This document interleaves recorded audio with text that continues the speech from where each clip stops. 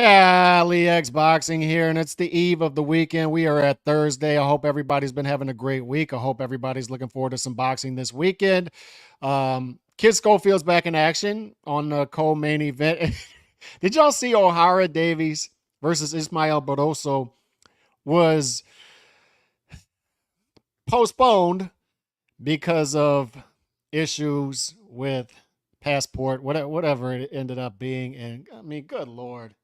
That belt has been cursed since Raleigh Romero got his hands on, he touched it. Since Raleigh Romero has been in the picture, that whole thing became a mess. And now Apocalypto has to wait longer before he has another shot at it. This is just a mess. I'm watching Ryan Garcia's press conference, the highlights of it before I come on. And good Lord, what a mess that is over there. Shout out Team Batman Boxing, Jesus M. Saludos to you, Anthony Sanchez, my guy Wheelchair Man John. Introduce yourselves as you come in. Let's get some comments up here. And also, y'all hit that like button as you come in as well. We're going to have a fast-paced show today because I have a lot of things to get in. Came in a little later than normal here today, so we got to move fast. And I want y'all getting y'all's comments up. 147 versus Barrios. If he beats Regis, what it means? Yes. According to Bill Haney. And what have I said about the Devin Haney team? Is it's good in that it involves nuance, but it's good in that what's going on with him is good in that his interests align with ours in ways in that we care about championships. They care about championships, right? It's obvious at this point, what? If you look at the track record, they value belts. They value hardware. So that's good. And you say, yes, he's moving up to fight Regis Prograis, so that's good, right? And that a year ago, if we would have seen that, we would have said, man, that's a power move. He beats Lomachenko in the defense.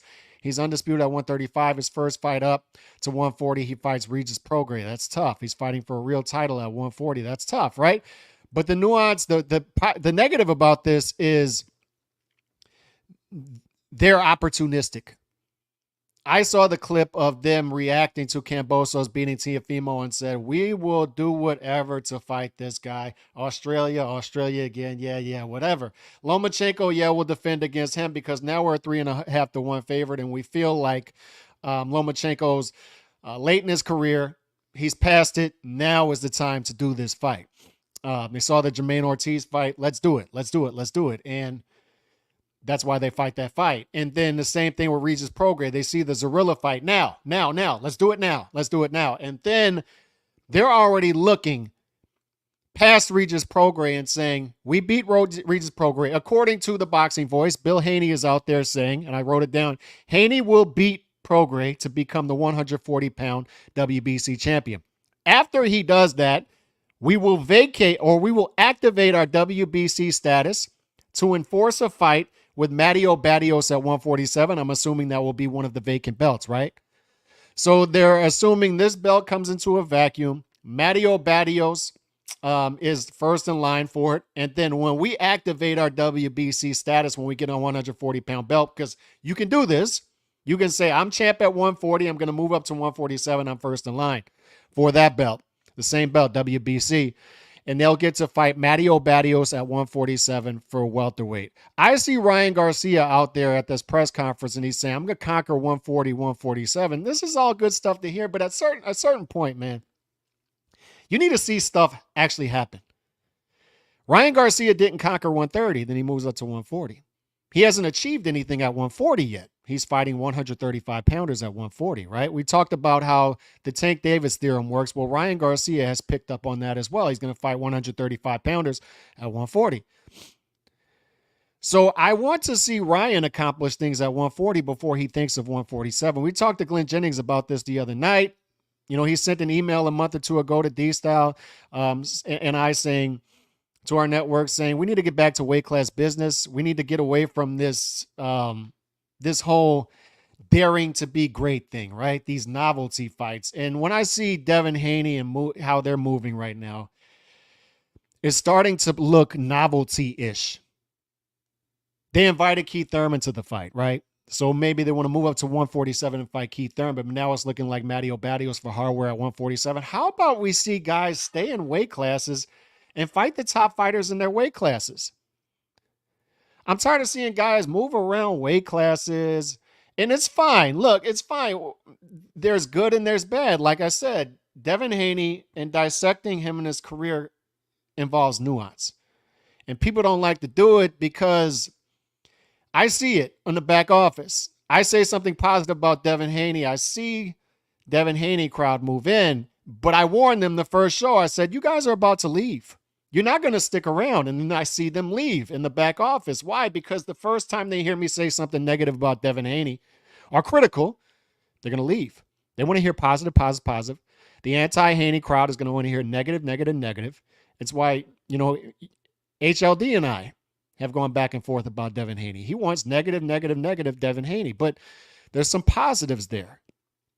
But the negative is I want to see like real boxing things going on. Yes, if you move up to Mario 147, fight Mario Barrios for a title in a vacuum, that's okay. But on the surface, that's okay. But if we look deeper into this, there are more meaningful fights and tougher fights at 140 for Devin Haney. There just are. So yes, you move up a weight class, but sometimes moving up the weight class and going for the belt is easier than staying at that weight class and defending your belt, especially when you can still do it. 135, that's fine. Like, I understand you can't make the weight anymore. That's fine, but you're just moving into 140. Guys want to become 3 division champions, 4 division champions. And it's what we talked about, D-Style and I, the other day, is Ryan Garcia can become a champion. Yes, but as D-Style said, it's easier to become a champion now. It's easier than ever to become a champion.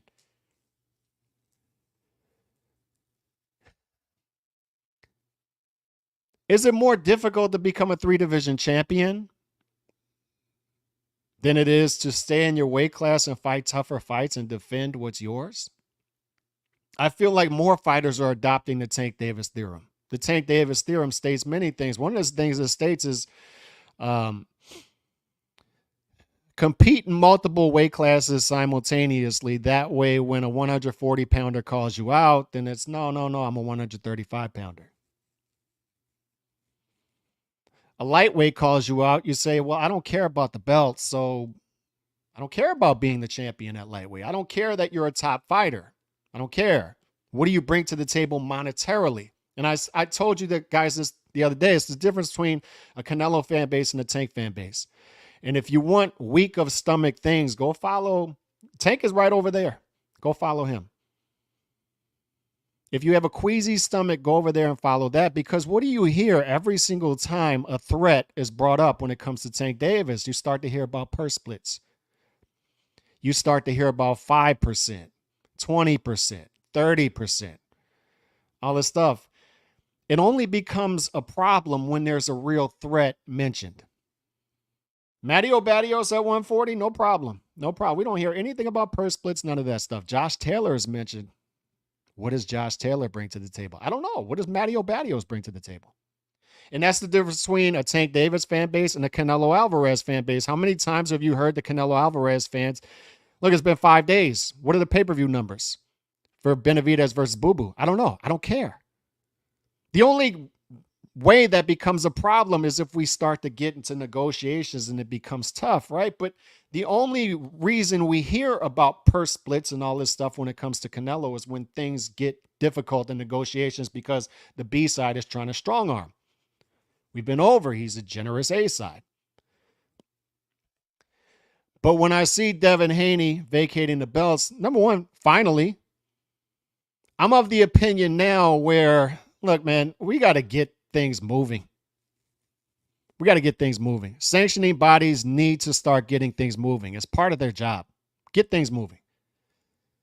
2.5 years, a guy hasn't defended his belt. For the love of God, take the belt off of him. For the love of God, can I stop hearing about champions and recesses, interim champions, all these designations? Either you're a champion or you're not.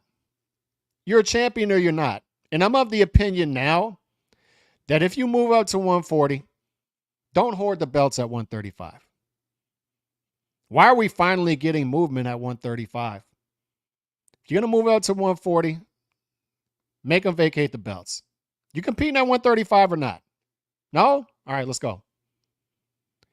You're going to move up to 147 to fight Mario Barrios if you beat Regis Prograis. Come off that 140-pound belt. Let's get it vacant. And for the love of God, can we stop emailing fighters belts?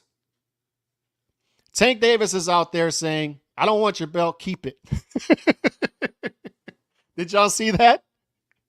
On Twitter, they're saying Tank Davis will be elevated at 135 now that the belts are becoming vacant. And he's going to be emailed the belt. And Tank Davis is telling them, keep it. Remember when Jamal Charlo said, you can have your belt, I don't really want it. I know you've bent over backwards and done all kind of things for me to keep this belt for 2.5 years, but I'm telling you, please take it. I don't want it. And Suleiman is sitting there like some sort of cuck, some sort of simp. This dude's saying, I don't want your belt. I don't want it. And Tank is doing the same thing right now, but I'm telling you, this is part of the Tank Davis theorem. That's what that is. And this is why lightweight has been such a mess, just like welterweight. We've been saying for a while the sexy divisions are no longer sexy. We highlighted how the welterweight division has 7 of the top 10 undefeated. That's unhealthy. That's not healthy. You have new age boxing fans read that. Look at all the undefeated fighters. Look how great this division is. No, that's an unhealthy division. That's a mark of fighters not fighting each other.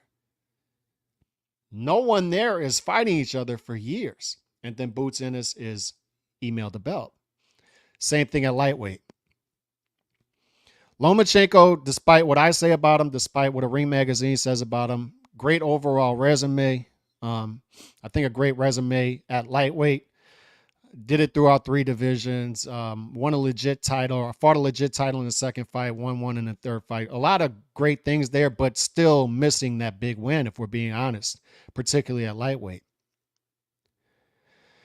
And I understand. Look, I thought he won the fight clearly against Devin Haney, but guess what? It's not on the official record. It is what it is. It is what it is. You got to deal with what is. Tough break. And on top of that, Shakur is doing what he's doing, not entertaining, and Tank's not fighting anybody. And then Devin Haney moves up, and he's with his foolishness right now. Is the lightweight division that they built up as this great division full of young talent and these 4 kings, right? The new 4 kings, and it's let us down. And it's part of the Tank Davis theorem, right? What's going on with him right now is there are many bullet points to the Tank Davis theorem, and one of them is say you don't care about belts. And the reason you come out and say you don't care about belts is you don't become a target. He doesn't want to be a target. He wants to be the face of boxing without doing face of boxing shit. Everybody wants to be Canelo, but nobody wants to be Canelo.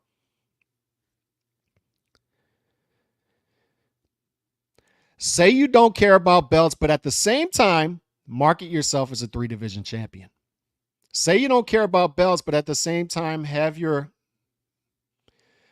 crazy, illiterate fans parade around and call you now a 2-division real champion. Your fans will brag about you being emailed a belt. That's part of it, right? Your promoter will say we have too many belts, but your promoter will not. Your promoter at the same time, simultaneously, will get around, work with Showtime and promoting you as a 3-division champion when you only have a real main belt in one of those. Your promoter will openly say the belts that my fighter has, my main fighter has, in 2 of these weight classes should not exist, but will at the same time promote this guy as a 3-division champion. It's part of that Tank Davis theorem. But I say all of this because there's going to be a lot of movement at lightweight. There's been a lot of positioning, and that's my problem, positioning. For years, there was positioning at welterweight and not much fighting. When Glenn Jennings was on the show the other night, and by the way, this is what people need to understand.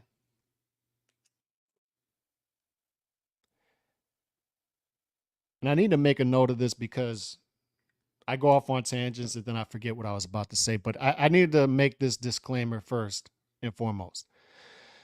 This is a boxing fan channel. This is just a dude who, in the middle of the day, I have an hour of time and I talk to other like minded boxing fans about boxing fan stuff. And that's it.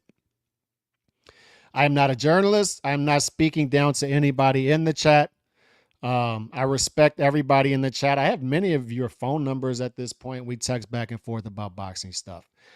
And that's all it is.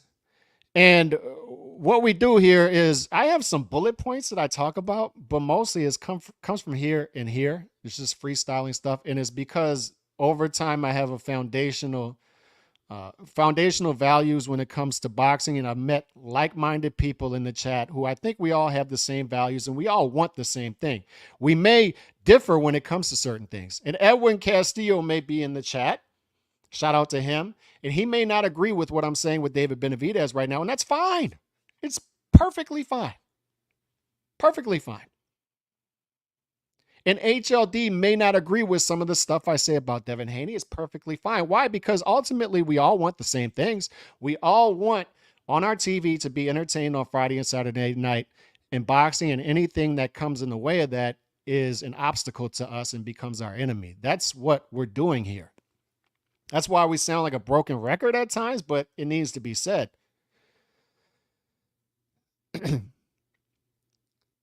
But I say all that to say, when we have Glenn Jennings on, and sometimes it sounds like I'm cheerleading Glenn Jennings, it's because I am.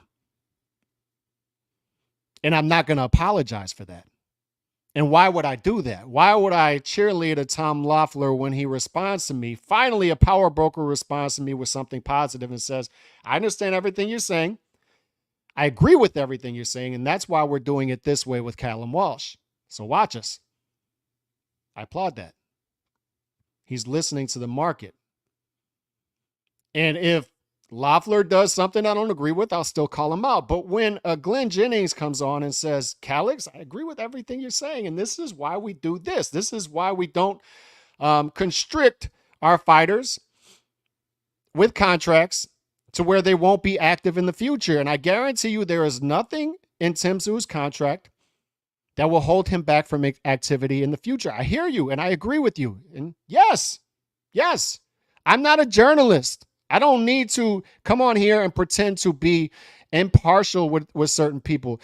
I have certain values that I lead with. This was not always a Canelo Alvarez channel. And the people who have been around for a while at my old channel, they know that. But they know I deviated over time because Canelo gives me what I want as a boxing fan. So now this became a pro Canelo channel. And I'll tell you, in a year and a half, don't be surprised if David Benavidez keeps moving the way he's moving in 2023, that this isn't a pro David Benavidez channel. It just is what it is. I have no reason to hate any of these dudes personally. I have no reason to cheerlead for these dudes personally because I've depersonalized boxing. It's one of the reasons I don't do many interviews. Because then it becomes personal. Then these dudes become real dudes. It's the reason when I go to Vegas, dudes are like, Calix, why don't you ever take pictures with these fighters that you're talking about? It's all depersonalized. They're just dudes on a TV screen to me. That's it. That's all it is. And we're fans of fighters' actions, not the fighter themselves. These dudes are 10, 15, 20 years younger than me. How do I look as a 42-year-old man coming on here and pocket watching certain fighters? I don't care. I don't care about that. I don't care what David Benavidez's split is. Make the damn fight. May, September, make it. Let's go. I'm not going to be like one of these Tank Davis fanboys and come on here and say, well, what's David Benavidez's pay-per-view numbers? What did the pay-per-view buys do? If he didn't do 200,000 pay-per-view buys, then maybe he doesn't bring anything to the table. And maybe he should just sit there and take a 5% split or go elsewhere. Who is he to dictate to Tank Davis? I don't know. How about the fighter wins by knockout? He's clearly number 2. Let's fight the fight. How difficult is this? All love, fam, and he will always be the Metro Monster. Some miracle, he would become undisputed after Canelo breaks him. I hate liars. Shout out to Edwin Castillo, and it is all love. But I say all this to say because to say I already know criticism. It gets back to me. It gets back to me. Content creators will talk to other content creators that I know, and they think that that's not going to get back to me, and then they have my phone number. It's the sad part about that. You could have told me this personally, but I could tell you this. I lead with my values, and then I'm going to seek out the people in the boxing world that are doing the things that I want them to do as a boxing fan to create more of me, which would be good for the sport overall. I'm going to seek them out, and I'll cheerlead for them openly. Openly. Get used to it. If Tim Tszyu continues to do what he's doing, if his team continues to say the things they're saying and doing it and exercising it with actions, I'm going to be a Tim Tszyu team cheerleader here. It just is what it is. Get used to it. You're going to have to get used to it. Any fighter who is behaving like a fighter, we're going to reward them here because we want to see more of that. And the fighters who are not doing those things, the fighters whose teams are saying we marinated a fight for 5 years, no, that fighter doesn't bring anything to the table. Yes, Mario Barrios, he brings things to the table, right? But Josh Taylor does not. No, we're not doing that here. It's not happening. It's not happening. So people are going to have to get used to a boxing fan speaking like a boxing fan. I don't know what to tell you. If you want boxing fans who are pretending to be journalists out there, you got plenty of choices out there. You got plenty of them. There's a surplus of that for sure. But not a journalist. Not an insider. I speak to him all the time, but I'm not an insider. I don't want to be one. Don't want to be one. I'm perfectly fine being the boxing fan sitting here and wanting good boxing content on my TV on Friday and Saturday night and speaking out for that. But finally, these belts become vacant at 135. Finally. In the positioning that we've come to, these words, marination, positioning, they need to go away.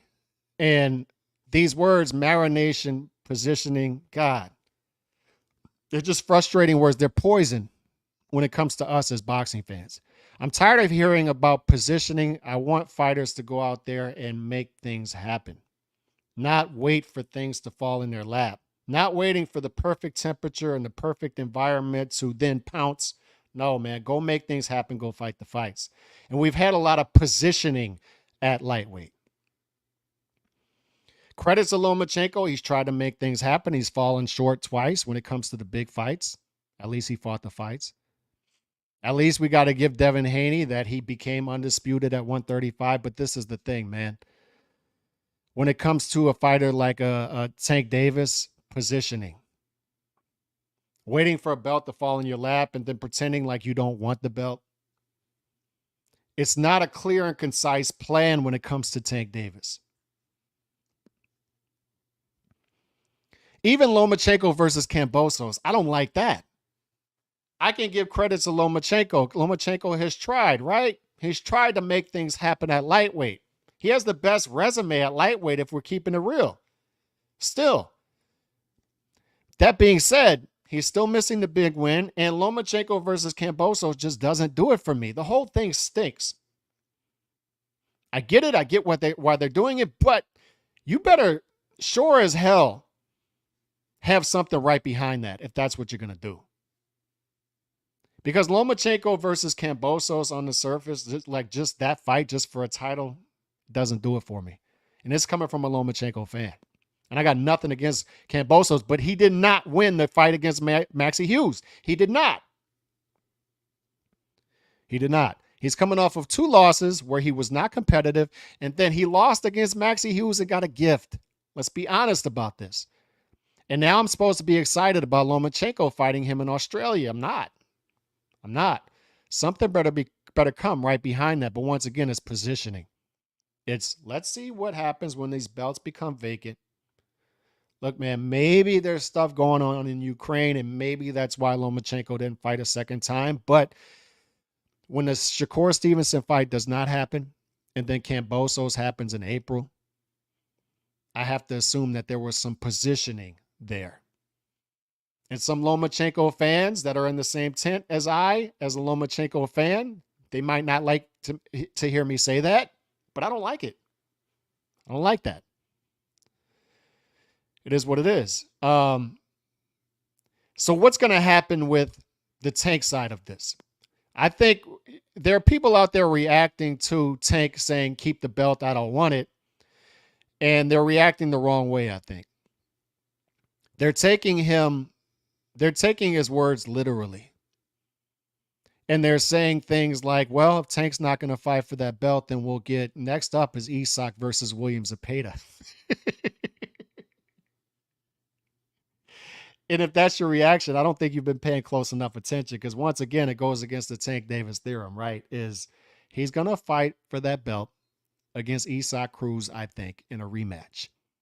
And he's going to say, I don't care about the belt, you can keep it, but he's still going to fight for it.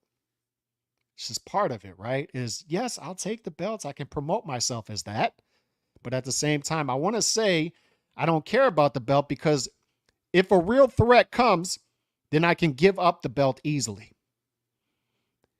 And it's not seen as hypocritical. And once again, it's that contrast between him and Canelo. If Canelo gives up the WBC in 2024 and doesn't fight David Benavidez, then we say, whoa, that's not like Canelo. But Tank Davis, it goes along with everything they've been pushing, right? It's part of that theorem. It's, I don't care about the belts. I don't care about the belts. They care about the belts. They're just publicly saying they don't care about the belts, because then it becomes easier. They can pretend like they're doing face of boxing shit without actually doing face of boxing shit. It's got to be hard. Like, it's got to be exhausting running that type of a scam, by the way. It's got to be exhausting. It's got to be exhausting telling people that they're seeing something that they're not seeing, and that they're not seeing something that they're seeing. It's got to be exhausting for the Tank Davis team, but they have to do it. And really, they don't have to do it. That's the crazy part. They don't have to do it. They can unleash this guy at any point. They could have at least unleashed this guy by now, and they can come out and say all the things they want to do. Look, I'm glad Ryan Garcia is fighting Oscar Duarte on DAZN. And once again, Ryan Garcia's his career involves nuance too, because he's saying a lot of things I like. But at the same time, he says some other things, and it's like, he'll do some things I like, and then he'll do something else. It's like, that's Ryan Garcia.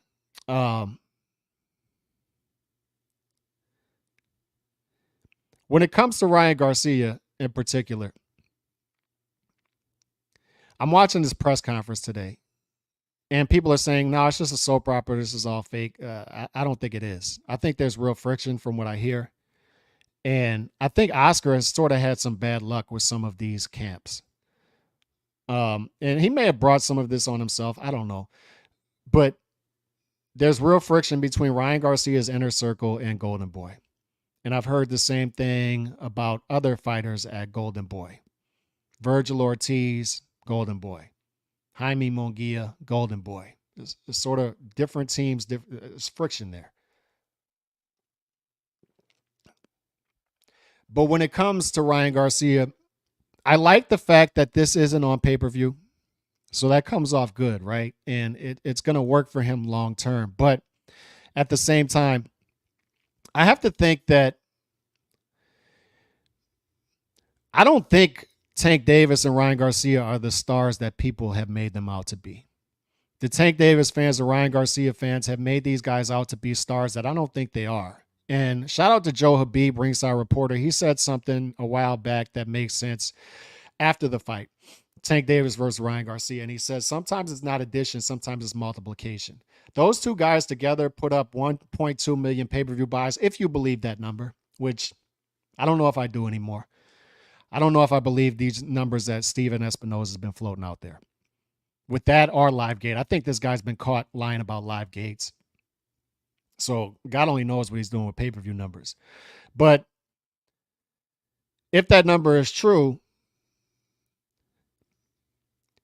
I think if Ryan Garcia goes back to pay-per-view right now after that loss, he may do 200, 250. That may be what he's worth himself against other top fighters, not named Tank Davis, and the same with Tank Davis. I think when Tank Davis goes back to pay-per-view, if he fights Isaac Cruz again, I think it does 250, maybe 300. And that's where we're at. At some point, we're going to need to see these young stars do something sustainable, have a more narrow vision in what they want to do. There's too many daring to be great things out there, and they're just not. They're disguised as that. Jumping a weight class is daring to be great. No, you're going for a money grab, and a lot of times is with a weaker fight. I want to see the fighter come in there and say, I'm going to compete in this weight class. I'm going to mow everybody down in this weight class. Let's go. That's what I want to see. And that's why I get excited when I see a Tim Tszyu walk through the door and his team is saying this stuff. And it's why I get excited when I see a David Benavidez fight a Caleb Plant and a Boo Boo Andrade and say things like, look, if we're not going to do this fight in May, I'll fight Jamal Charlo. Let's go. Let's do it. So then you start to think, wait a second. This dude could go on a run to where he fights Plant, Boo Boo, Jamal Charlo, and Canelo once or twice. That's a hell of a handful of fights right there. And that's the positive thing going into 2024 is I think you have some fighters in their 20s, around that same age group, mid-20s, that are starting to get it a little bit. When I hear David Benavidez say, look, if we're not going to do this fight in September, I'm going to go to Al Heyman. I'm going to talk to him about Jamal Charlo doing that fight in the same timetable as Canelo Alvarez. Let's do it in May. I want to stay sharp and let me knock off another rival. Let's do it. Let's get, and that's endearing to me. Because a lot of fighters would just wait around for that payday to fall in their lap. So this is good.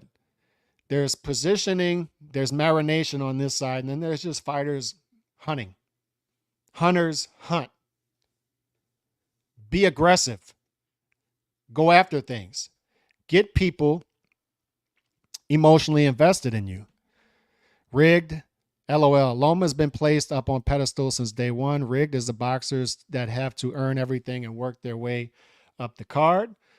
See what else we got. Pumped to see Loma fight down under. Don't mind who wins. Just want a good fight. Don't want another Hughes debacle. Daring to get paid is more like it. Yeah. The smartest thing an Eastern European could do is not fight for or defend titles in the USA.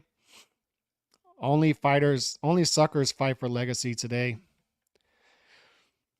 Until this proves otherwise, Ryan is all bark. Loma knows that the game is rigged. He found out, just like Golovkin did, Loma should only fight for the payday. Calix is back on the King Ryan Garcia bandwagon if he wins this weekend. Haven't made it yet. These David Mann fans are going crazy. If Cambo pulls off the upset, does Loma need to retire? Upsets have been the norm in Loma's career. Sorry. I don't necessarily agree with that. He has been upset twice. You're right about that. No, he's been upset once. No, you're right, twice. You're right, twice.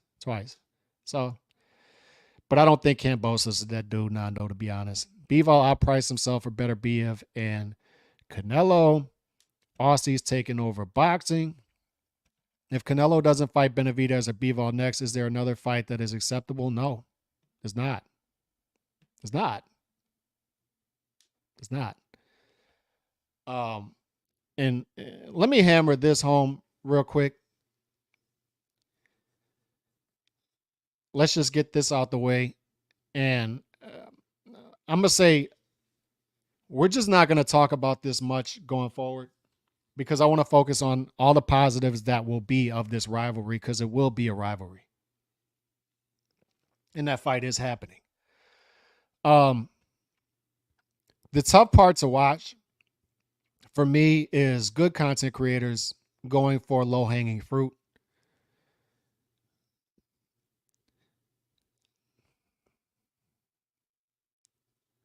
It's hard to build a brand. It's hard to put out good content. So instead, I don't know if y'all saw this Sports Illustrated nonsense that's going on right now. Some of you in the chat may have seen it. Some of you may have not. But my cousin, Maggie Harrison for futurism.com actually broke the story. And what Sports Illustrated, shout out to her, what Sports Illustrated is doing out there is they're creating with AI people that don't exist as their writers. And they're writing AI generated articles. And what they're doing is going quantity over quality. They're just putting out a bunch of articles that are AI generated and putting them behind fake people to just get out there and get a bunch of clicks. Quantity over quality. Just put out articles. Just put them out, put them out, put them out. As many as possible to bring in clicks. And the reason this is a problem is, number one, the quality goes downhill. And SI was once a reputable brand, and it tears that down. But number two, they lie to their readers because they're not telling their readers that this is AI generated content. They'll literally create a face that doesn't exist, a person that does not exist, with a bio and all, saying this guy likes to play volleyball and he's a volleyball writer. And then you read the content and you're like, he's saying the first thing you want to do if you play volleyball is to get a volleyball. And then you want to fill it all the way up with air. And then you're reading this stuff and you say, a computer had to have written this. A computer had to have written this. But they're sacrificing quality for quantity in order to get clicks. And it works because they get clicks and they bring in money. And that's what you're seeing in the boxing world. And that's what makes it difficult to, it took my cousin to weed this out with hundreds of hours, just hundreds of hours of research, because nobody else was researching it. But nobody thought to research it because the writers are so bad now that you can't even tell the difference between the two. There's no emotion in it anymore. There's no realness in it anymore. There's no writers writing from the heart. The boxing content creators aren't coming from the heart.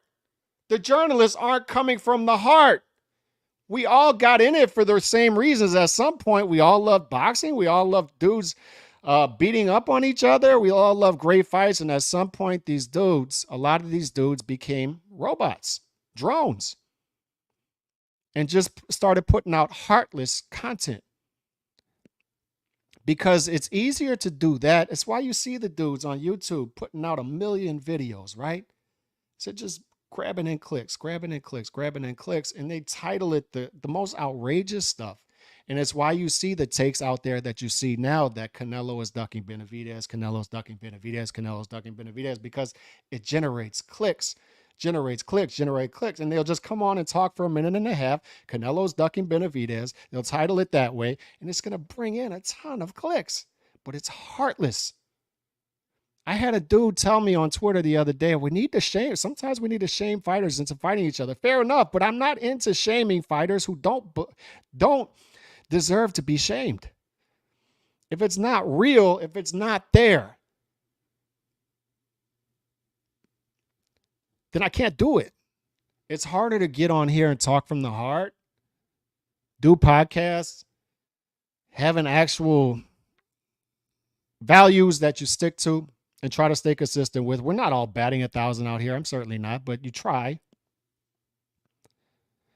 But it's hard to build a brand. It just is, because it takes time. It takes years to do, and it takes continuing to show up even if people aren't there. And it takes, look, man, we'll interview dudes who are up and coming, and it just doesn't get clicks. You put out a video talking about a lower weight class fight, it doesn't get clicks. Dudes lie about what they want. You say you want real 50-50 fights. You don't want that. Stop lying. LBC's Most Wanted. Shout out to you. I was reading the comment section yesterday. But you're saying talk about prospects. We do. I don't see you comment when we do. We do talk about it. We talk about prospects. We talk about all the cards. We preview the cards on the round table. We'll talk about all of them on the aftermath. And I see when the clicks come in. It's when we talk about the big fights. So we've developed a formula where we talk about the prospects. We'll interview them. We'll still do that because we have to be a boxing channel. But unfortunately, we have to sprinkle it in with current events and hot topics because that's all people want. You're lying about what you want.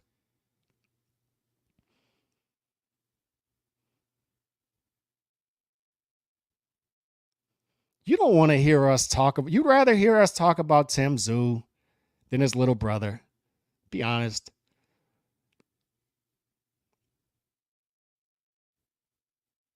Let's be honest about it. You don't even have to see the back office.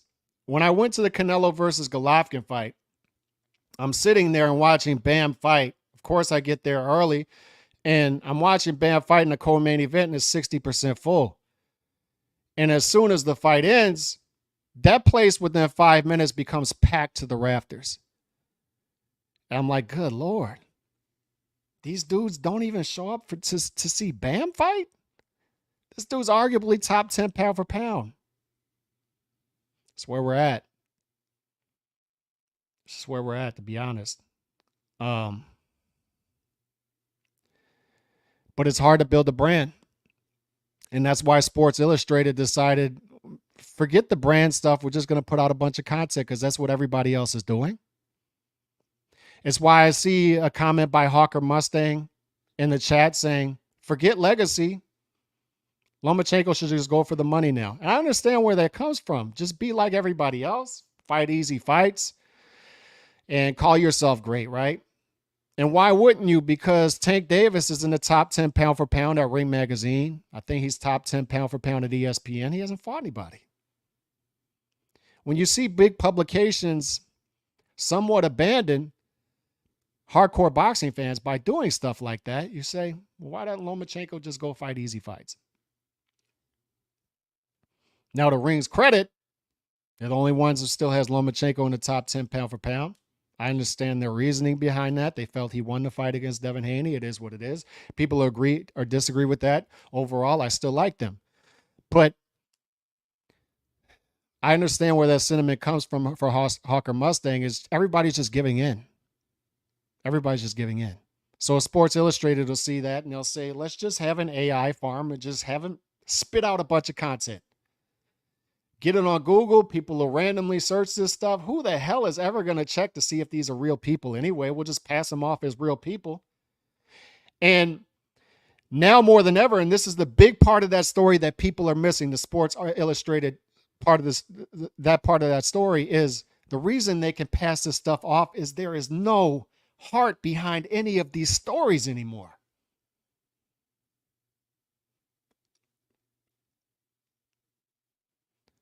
There's just no soul there.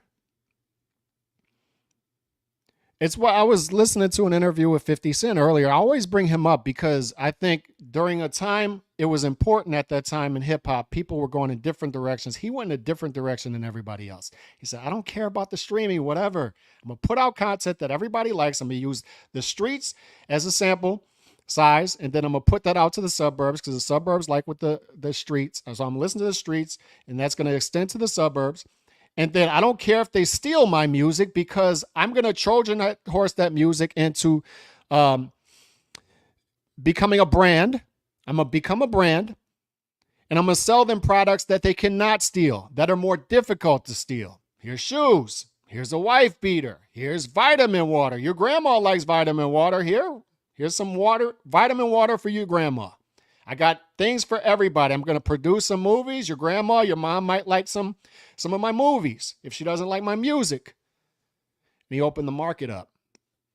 But one thing he said is, I had to reach people's souls. I had to become a brand. I told them out the gate, get rich or die trying. And it had to be believable. I'm going to take them on a safari and take them close to the action without them actually being close to the action. I'm going to show them what I went through. I'm going to be the underdog story, the vulnerable guy who breaks through, and I'm going to either fail or succeed, but it's going to be on my terms. And that was the most important part. It's going to be on my terms. If I fail, it's going to be because of me. It's not going to be because of anything anybody else did. And it's exciting when you see a David Benavidez start to make that 180, I think, and say, I'm going to knock on doors now. Al Heyman, look, man, if we're not doing this fight in May, give me Charlo. Let's go. Let's just keep this thing going. You want to see fighters, instead of listening to managers who don't have their best interests at heart, who aren't telling them 100% of what the deal is. And Glenn Jennings has gone over that. They're not being honest about the splits. They're not being honest about activity. They're not being honest about any of that. They're just promising them short-term money and high minimums. And then these guys are sitting on the shelves and not becoming stars. For me, I want to see fighters who are out there reaching souls. Say what you want about Arturo Gatti, these dudes with their revisionist history. Arturo Gatti doesn't belong in the Hall of Fame because people were emotionally invested in that dude as much as any fighter of that era. And there are all-time great fighters in that era, and he's right there with them because people were emotionally invested in what's going on with that guy. And if you're sitting at 147, you're sitting at 135, and you're marinating and you're positioning, then why the hell would I care? Why would I care about that? I understand. I completely understand where a Hawker Mustang would come from and say, forget legacy, whatever. But I'll tell you, if Lomachenko starts doing that, I'm not a fan anymore. It is what it is. If Canelo does that, I'm not a fan anymore. The only way those guys can detach themselves from their fan base is if they stop behaving like Lomachenko and Canelo Alvarez. That's it. That's all it is. And, depending on what day it is, I might have 30 people in the chat. I might have 75, whatever it is, depending on the topic, whatever. Like I said, people like hot topics. But I know I have people who have been here for a while that if I start talking a different way and I start saying things like, let's stop caring about legacy, let's just go for money, that those people are going to disappear. I may get a lot more people in the door doing that. I probably would. But the thing about grifting is you always have to grift. If you become a grifter, which I see dudes doing that, particularly on Twitter now, dudes with 8,000, 9,000 followers on Twitter, 6,000, 7,000. They've usually put out good content, but then they'll veer off. And the anti Canelo grift is evergreen. It's evergreen. And forget that some of these dudes were saying 2 weeks ago he's ducking Bud Crawford, and why are Canelo's fans so scared of Bud Crawford? And now it's Benavidez. Now the only acceptable fight is Benavidez. Well, I thought 2 weeks ago the only acceptable fight was Bud. What happened? What happened? But it's evergreen content because the anti-Canelo crowd only wants to hear anti-Canelo news. And they're gravitated towards that like a moth at a light. A moth sees a light, they're just going after the light. And the anti-Canelo crowd, they see anti-Canelo posts, they don't care where it's coming from. Zoom. They're there. It's easy. It's low-hanging fruit stuff. But the thing about it is you got to keep that going then. You lose the respect and credibility of real people. If I started doing that, I would lose the respect of real people, a highly intelligent chat that I've developed.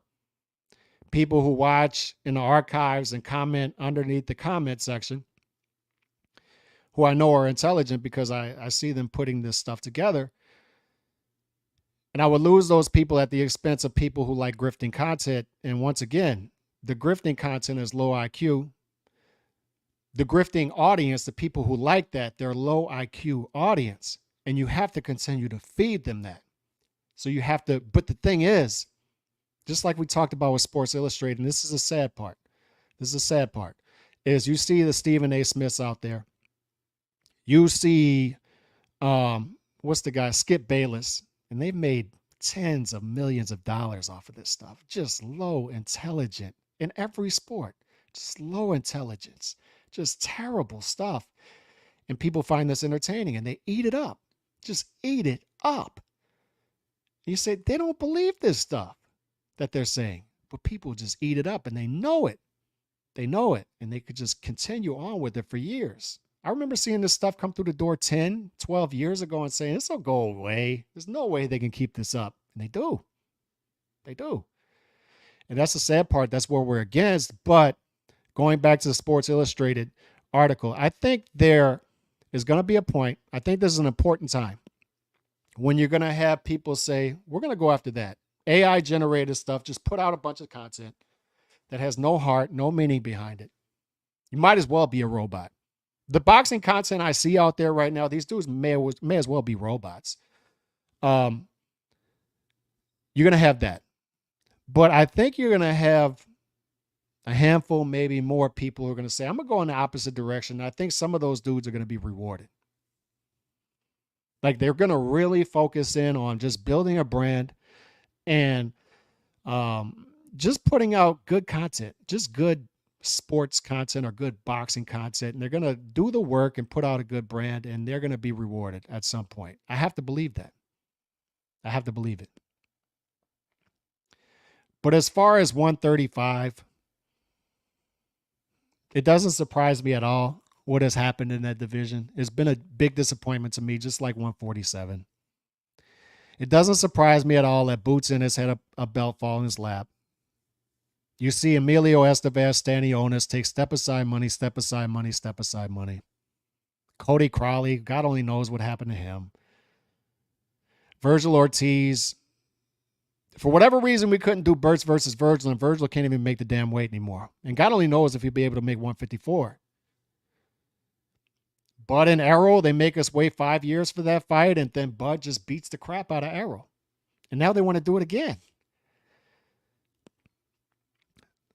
135, positioning. Lomachenko versus Kambosos. Tank's going to fight for a belt and say he doesn't care about the belt. Like, it's just heartless stuff. But the good thing, I think, is I think we do have 3, 4, maybe 5 fighters, maybe a handful of fighters in their 20s who I think are waking up.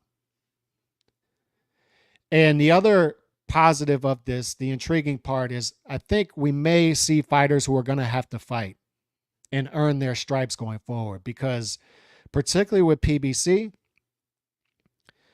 and I think with all the deals going forward, Top Rank, ESPN, Matchroom, DAZN, these budgets are going to shrink. And fighters are going to have to go out and earn their money. And maybe the Saudis take it over and maybe that all blows up, right? I think that's a bad case scenario in which the market is still artificially overpriced. If the Saudis are just going to pay everybody that type of money, right?